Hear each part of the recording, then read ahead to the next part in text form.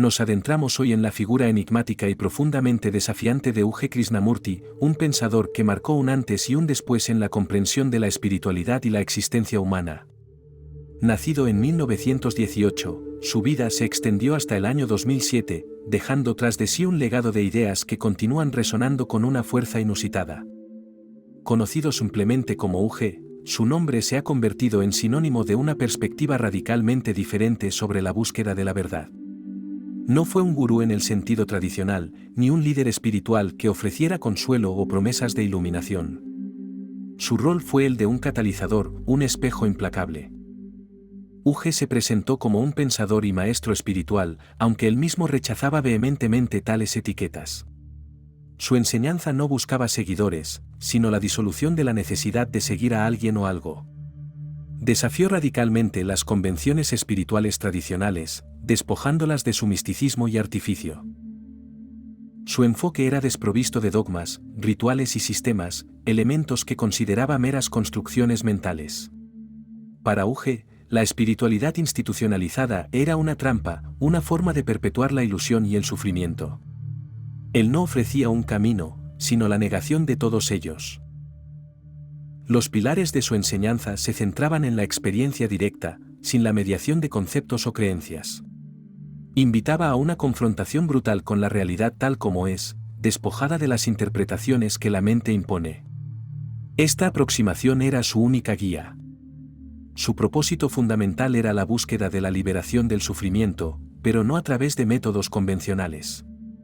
No proponía meditación, ni prácticas ascéticas, ni la adhesión a ninguna doctrina.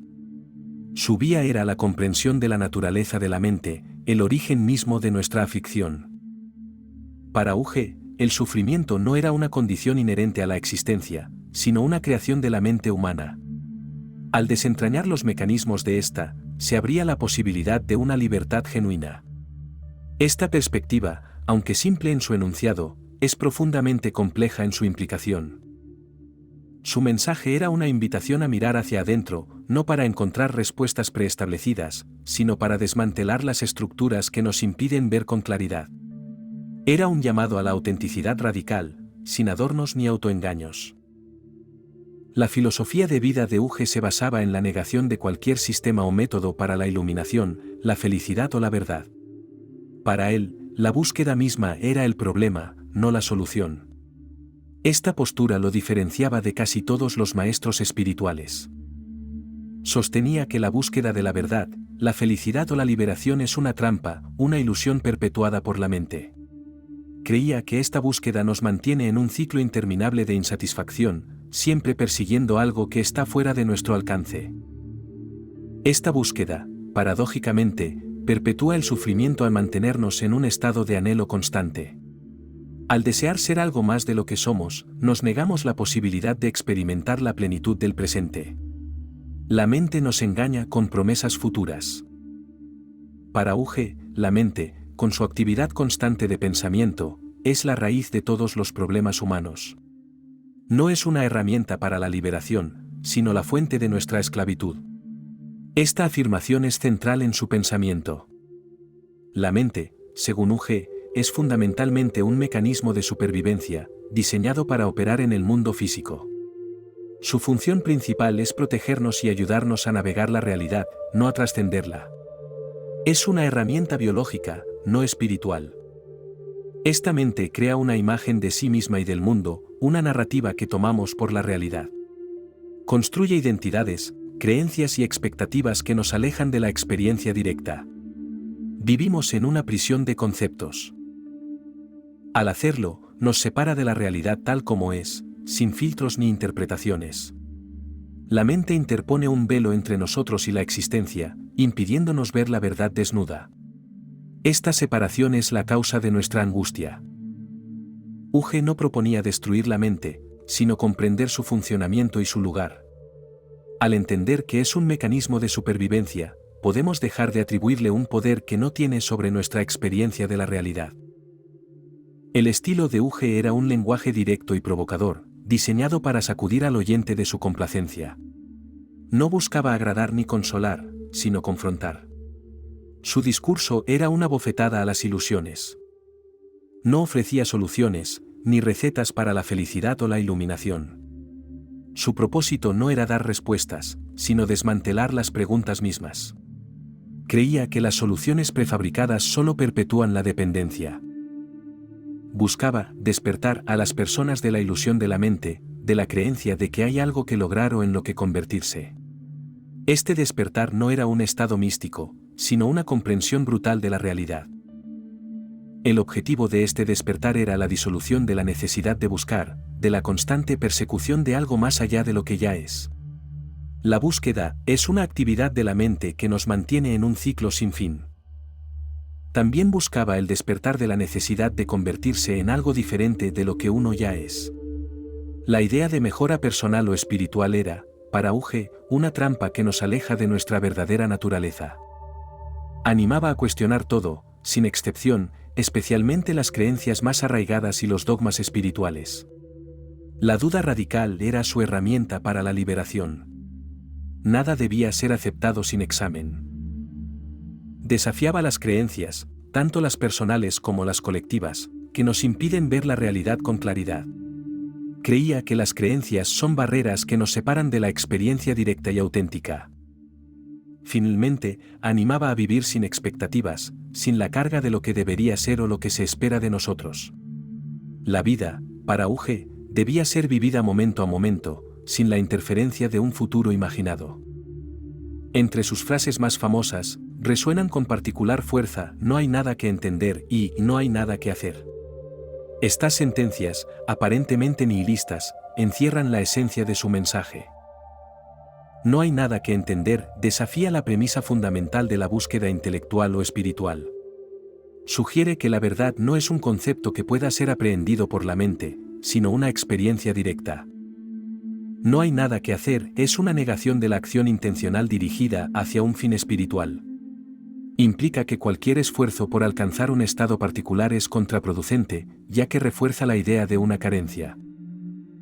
Ambas frases buscaban desmantelar la necesidad de buscar respuestas en el exterior, o incluso en el interior, a través de la mente. La verdad, para Uge, no era algo a ser descubierto, sino algo que ya es. Señalaban la vacuidad de la búsqueda espiritual, que a menudo se convierte en una forma sofisticada de autoengaño. La espiritualidad, tal como la entendía Uge, no era un camino, sino el fin de todos los caminos. Estas expresiones no eran una invitación a la pasividad, sino a una forma de ser que trasciende la actividad mental y la búsqueda. Era un llamado a la rendición ante la realidad tal como se presenta. Su intención era liberar al individuo de la carga de la automejora y la persecución de ideales. La libertad, para Uge, no se encontraba en el logro, sino en la disolución de la necesidad de lograr.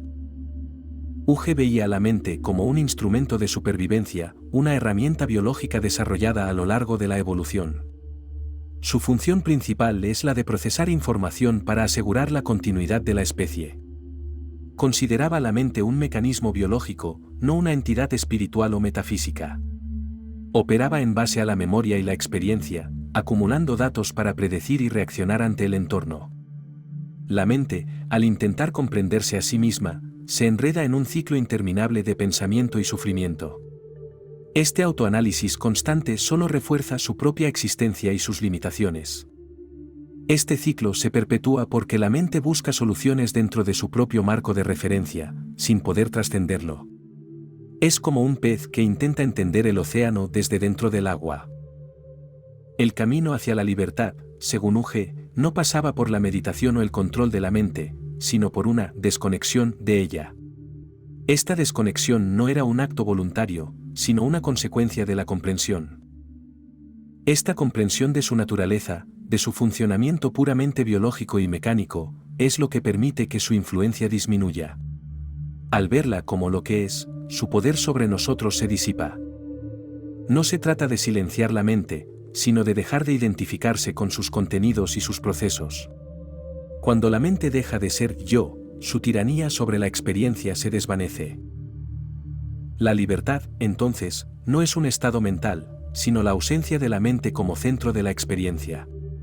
Es vivir sin la constante interferencia de los pensamientos y las interpretaciones. Aunque Uge no escribió libros en el sentido tradicional, sus ideas fueron recopiladas en varias obras notables.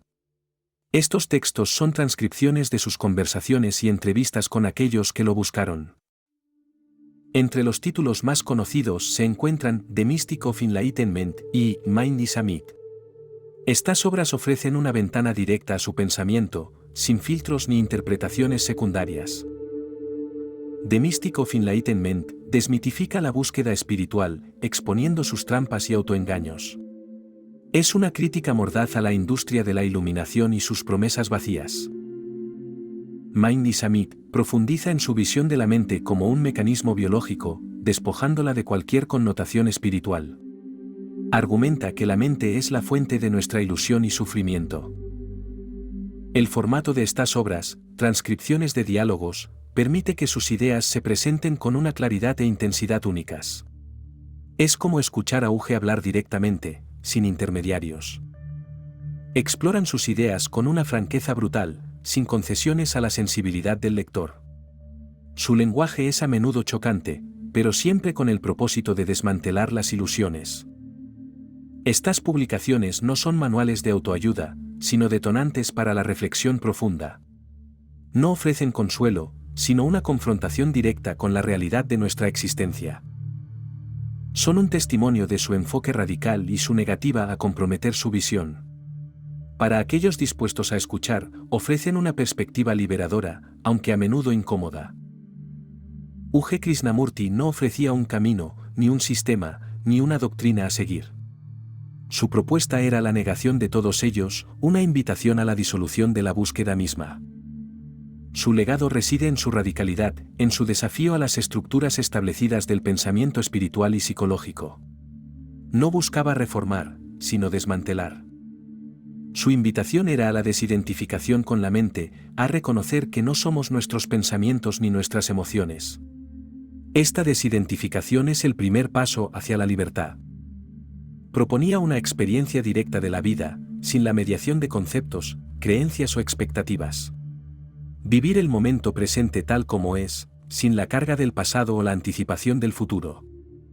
Esta experiencia directa se da sin la necesidad de un objetivo final, sin la persecución de un estado de iluminación o perfección.